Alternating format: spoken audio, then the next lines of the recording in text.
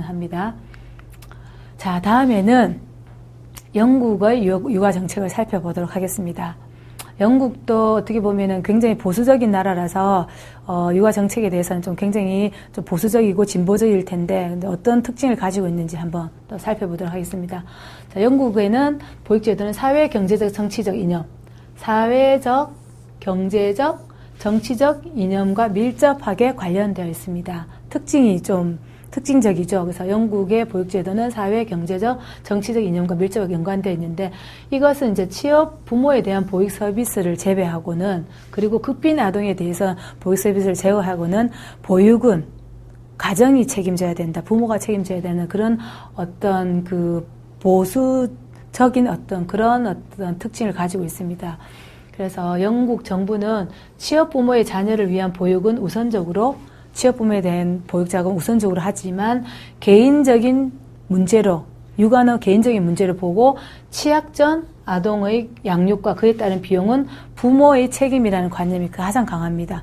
그래서 영국 같은 경우에는 이제 취업을 위했거나 아니면 극빈인 경우에는 보육 서비스를 제공하는데, 그 외에 그냥 일반적으로 개인적인 문제로서 보육이 제한되어 있는 거죠. 그 개인적인 문제로 보는 거죠. 그래서 보육은 가정에서 1차적으로 봐야 된다, 책임이 있다라는 그런 관점이 강하고, 그리고 그에 따라서 비용 역시 부모의 책임이다 해서 국가의 지원율이 그렇게 많이, 이제 프랑스처럼 100% 공보육 이런 시스템을 아니고, 이제 어느 정도 부모가 많이 부담을 하는 그런 체계를 가지고 있습니다.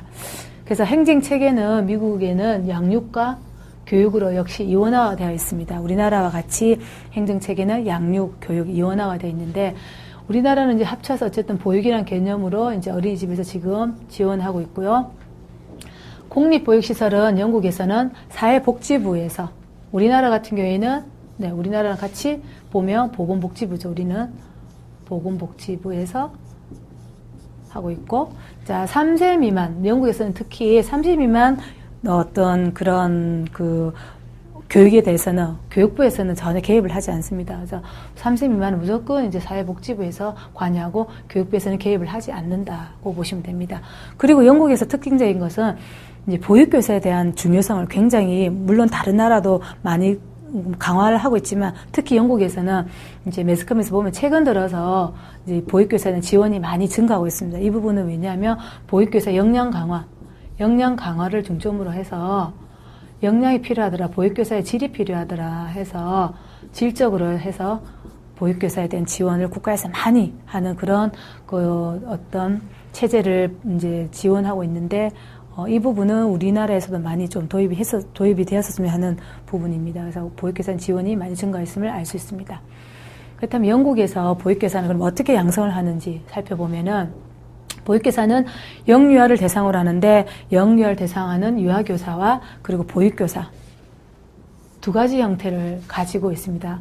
유아교사와 보육교사가 두 가지 형태가 있지만, 우리나라와 마찬가지 두 가지 형태의 교사의 형태가 있지만, 이들의 역할은 상호 보완적입니다. 그래서 보육교사는 보육교사 역할만 하는지, 유아교사 유아교육만 역할을 하는지 아니고, 보육교사와 유아교사 같이 상호 보완적으로 하는 형태를 취하고 있는데, 우리나라에서는 이제 보육교사는 어린이집에서 근무할 수 있고, 유아교사는 어린이집, 유치원 같이 근무할 수 있고, 이런 형태인데, 영국 같은 경우에는 상호 보완해서 같이 취지를 해서 이제 역할을 같이 나누는 게 아니고 보완적으로 하는 그런 형태를 보실 수 있는데, 이제 영유아 보육위원회에서 주관하는 시험을 먼저 거칩니다. 시험을 먼저 거쳐서 보육교사의 자격을 갖추는데, 16세 이상이면은 누구나 지원을 할 수 있습니다. 누구나 지원을 할 수 있고, 이제 개방되어 있는데, 누구나 지원할 수 있지만 그 수업 과정은 2년제라고 보시면 됩니다. 2년제 과정, 2년을 그 수업을 이수를 해야 되고, 이 2년제 과정에서 영국에서는 특징적인 게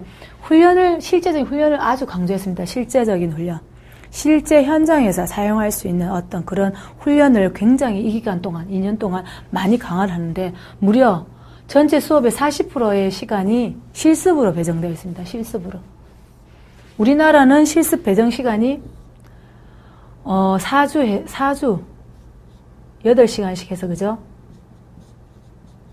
4주 정도밖에 배정이 안 되어 있습니다. 과정에서. 근데 영국은 무려 40%의 시간이 실습으로 배정돼서 충분히 훈련이 되어 있어서 보육교사의 어떤 자질적으로 수업적인 부분으로 준비가 되어 있어서 전문가로 준비가 되어 있어서 현장에 나갈 수 있게끔 이렇게 훈련 시간을 많이 강조하고 이렇게 많이 배치를 하였습니다. 그래서 우리나라에서도 이런 부분 40%까지는 아니더라도 적어도 한 30%, 20%는 충분히 현장에서 가서 바로 아이들을 돌볼 수 있는 그런 역량을 아니면 그런 실질적인 훈련을 많이 하는 그런 실습 과정이 많이 좀 확충이 돼야 되지 않을까 생각을 합니다. 그래서 이처럼 미국, 영국, 뭐 또 좀 전에 보셨던 프랑스처럼 서구 나라에서는 굉장히 부모에 대한 지원이 많이 있지만은 국가에서 지원을 하는 부분보다는 부모의 어떤 그 기본적인 자녀의 양육은 부모가 중요시 해야 된다 하는 그런 관점도 많이 취하고 있는